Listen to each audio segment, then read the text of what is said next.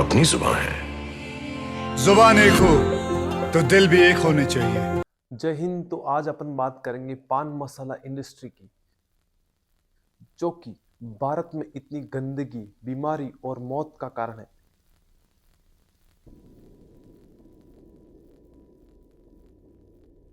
लेकिन हमारे संविधान के आर्टिकल 48A के अनुसार राज्य पर्यावरण की रक्षा और सुधार करेगा तथा देश के वनों और वन्य जीवों की रक्षा करने का प्रयास करेगा, जो कि राज्य के लिए नीति निर्देशक तत्व है।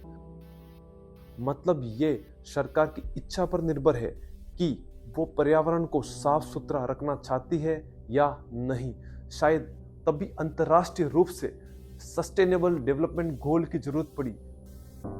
तो देश की जनता से ये उम्मीद थी कि ये सरकार पर दबाव और अपना कर्तव्य समझेगी, क्योंकि भारत में लोकतंत्र है और लोगों का शासन है। लेकिन हाल आपको पता है।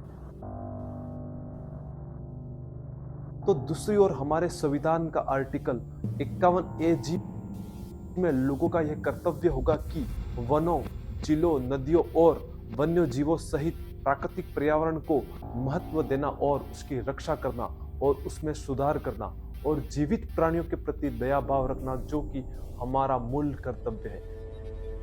लेकिन गंगा का खराब हाल, यमुना का खराब हाल, झील का हाल, दिल्ली का हाल आपके सामने है, और न तो सरकार और न ही यहाँ की जनता अपना कर्तव्य समझ रही है, क्योंकि ये दोनों आर्टिकल बाध्यकारी नहीं है और ना ही कोई दंड है।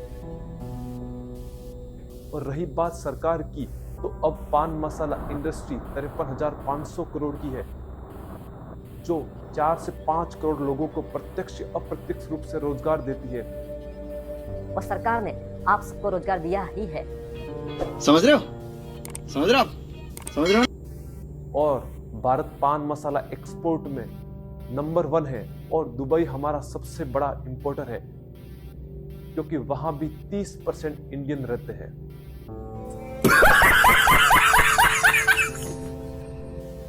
लेकिन तंबाकू से मरने वाले लोगों का आंकड़ा भी कम नहीं है, और WHO के अनुसार अभी तक 10 करोड़ लोगों की मौत तंबाकू से हो चुकी है, जो कि 21वीं सदी में 100 करोड़ तक पहुंच जाएगी। और पूरे देश को गंदा कर रहा ये पान मसाला इंडस्ट्री एक बहुत बड़ा कारण है। तो दूसरी ओर WHO के अनुसार जितनी मौत कोरोना से नहीं हुई, इसकी तुलना में 2020 में टीबी से होने वाले मौतों की संख्या कहीं ज्यादा है, क्योंकि तंबाकू के प्रयोग करने वाले लोगों में ट्यूबरक्लोसिस नाम की बीमारी पाई जाती है, जो कि एक संक्रमित बीमारी है। आप सोच रहे होंगे मुझे क्या फर्क पड़ता है, तो गलत सोच रहे हो। आपने पहले अपने देश के बारे में नहीं सोचा, अब आपके बारे में नहीं सोच रहे हो, लेकिन टीबी थूकने से फैलने वाली बीमारी है। और सबसे बड़ी समस्या यह है कि पान मसाला खाने वाला व्यक्ति हर 10 मिनट में 10 से 20 बार थूकता है। तो शहर में घूमने वाला व्यक्ति हर 10 मिनट में 10 से 20 लोगों को इन्फेक्ट कर सकता है। मतलब पान मसाला खाने वाला व्यक्ति भी प्रभावित है और नहीं खाने वाला व्यक्ति भी प्रभावित है। आखिर ये पान मसाला इंडस्ट्री काम कैसे करती है? तो ये अपने टोटल बजट का सिर्फ 0.02% खर्च करती है विज्ञापन में, जिसमें सारे बुद्धिजीवी बिक जाते हैं, जिसमें नए से लगा के पुराने सारे बुद्धिजीवी है। यही नहीं, अभी और सुनिए। जिनके एक एड की मिनटों की कीमत 5 से 10 करोड़ है, तो इनमें से कौन एड नहीं करेगा? क्या रे भिख मंगिया, क्या देख रहा है? हाँ, हलवाई क्या? दिहाड़ी लगा जा, दिहाड़ी लगा। तो क्या कोई सरकार के द्वारा कदम नहीं उठाया गया ना? 2011 में सरकार ने तंबाकू मिक्स प्रोडक्ट पर बैन लगा दिया, तो इन बुद्धिजीवियों ने सरोगेट एड को शुरू कर दिया। मतलब तंबाकू मिक्स करके प्रोडक्ट को नहीं बेचा जा सकता, तो अलग करके तो बेचा जा सकता है ना। फॉर एग्जाम्पल, ये शराब को भी अमूल बोल के बेचते हैं। और दूध को भी अमूल बोल के बेचते हैं। कौन है ये लोग? कहां से आते हैं ये?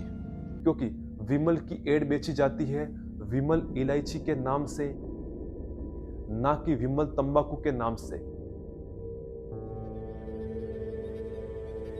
इसी को ही सरोगेट एड कहा जाता है, जिसमें लोगों के दिमाग में सिर्फ ब्रांड का नाम बैठाना है।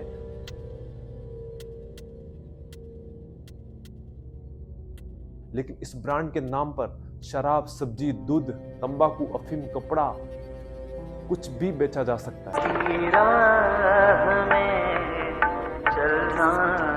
और रही बात खिलाड़ी कुमार की, तो इनका दोहरा चरित्र नजर आता है।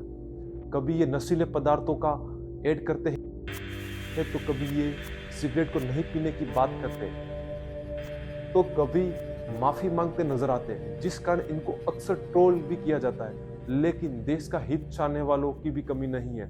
साउथ के सुपरस्टार अल्लू अर्जुन ने करोड़ों का ऑफर ठुकरा चुके हैं और कहा पुष्पा झुकेगा नहीं इन पान मसाला इंडस्ट्री के सामने। अब बात आती है आपकी और मेरी, तो इसमें से कुछ पान मसाला खाने वाले हैं और कुछ नहीं खाने वाले, लेकिन देश तो सबका गंदा हो रहा है। और विश्वास नहीं होता तो रेलवे अपने बजट का 1200 करोड़ तो पान मसाला साफ करने में लगाता है। और ये वो लोग हैं जो सरकार से पाई पाई का हिसाब मांगते हैं। तो आप भी इस 1200 करोड़ का हिसाब इस 26 जनवरी पर जनता को दे। अगर आर्टिकल 48A और article 51AG directive principle of state policy और फंडामेंटल ड्यूटीज ना होकर हमारे फंडामेंटल राइट्स होते, तो हम लोगों के खिलाफ और पान मसाला इंडस्ट्री के खिलाफ केस कर सकते थे और कोर्ट का दरवाजा खटखटा सकते थे।